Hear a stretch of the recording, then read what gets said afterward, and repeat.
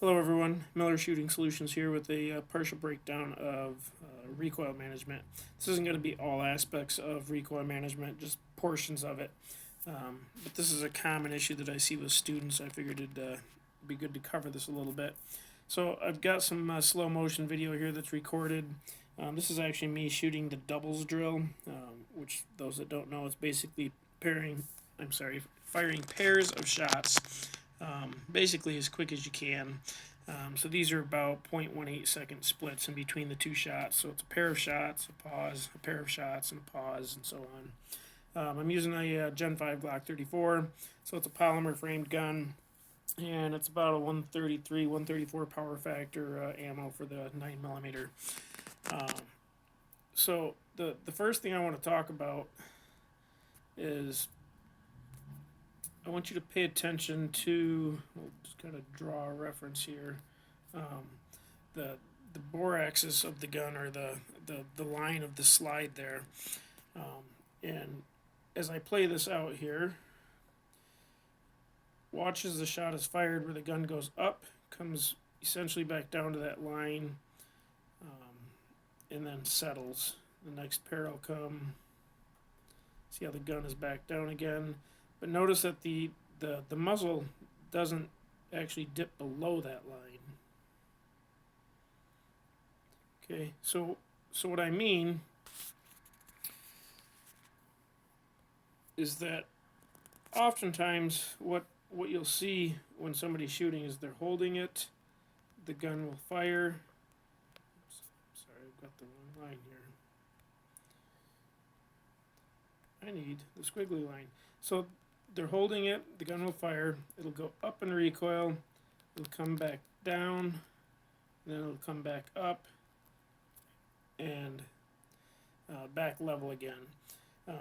If you see that pattern in a video that you take of yourself shooting or watch somebody else shooting, the reason the muzzle is going below the line of the target that you're trying to hit is because you're causing that to happen. You're trying to fight that recoil and you're trying to drive that gun back down.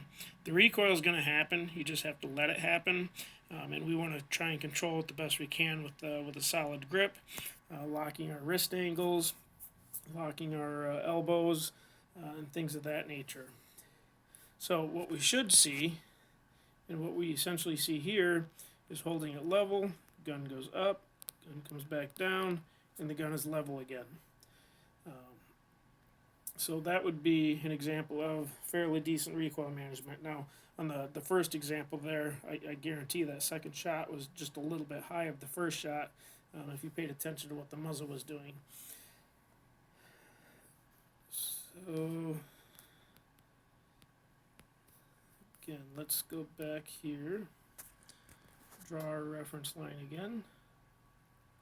Here's our reference line, and as I play this out, you can see the muzzle does not dip back low again like that first drawing that I did. Another thing to pay attention to is that area right there, where the index finger of my left hand is making contact with the bottom of the trigger guard.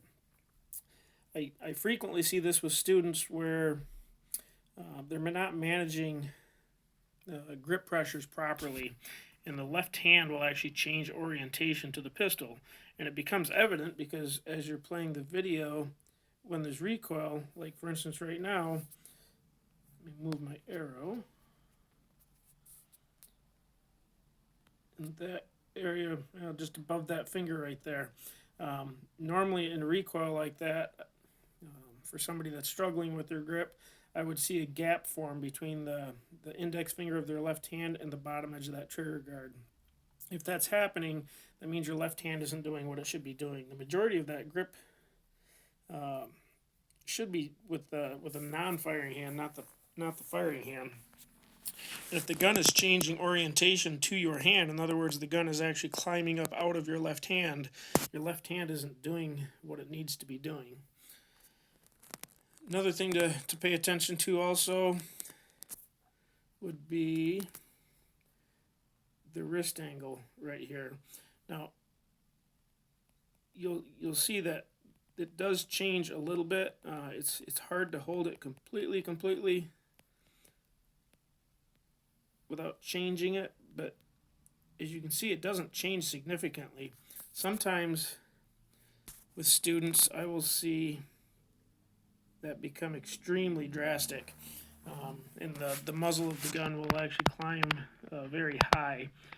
And the problem with that, of course, with a semi-automatic firearm is that that gun relies upon you to mitigate that recoil so that the explosion can drive that slide to the rear, eject the round, have the stripper rail grab the next round out of the magazine, and feed it into the chamber.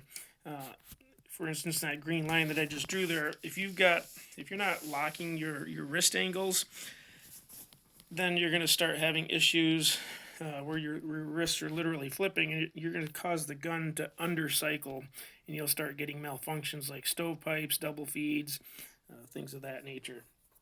So, how do we lock the wrist angles? Because we don't want our firing hand tense. We want our non-firing hand to be doing the majority of the gripping. Basically, what we need to think about is this area down through here, the bottom of our forearm. If you think about those muscles that are down along there, they are what help to control that wrist angle right there in both hands. So we need to tense up the muscles along that yellow line in order to keep our wrist angle where the green arrow is from changing.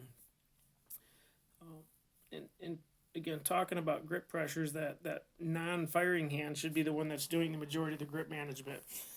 The most common pattern that you'll see for a right-handed shooter are shots that are low and to the left. If you're a left-handed shooter, it would be low and to the right.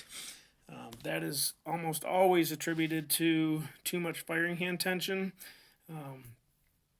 And if we go back to the discussion that we had a little bit ago about that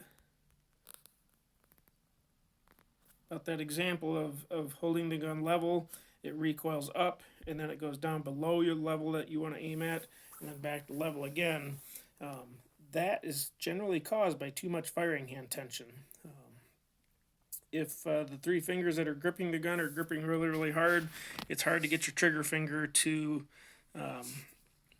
pull on the trigger just enough to actually break the trigger without affecting the rest of the gun. So I will bring this back. This was recorded at 120 frames per second. I will put it back to that rate. Let it play out here for a moment. So it's still in slow motion, but it's about 120 frames per second here.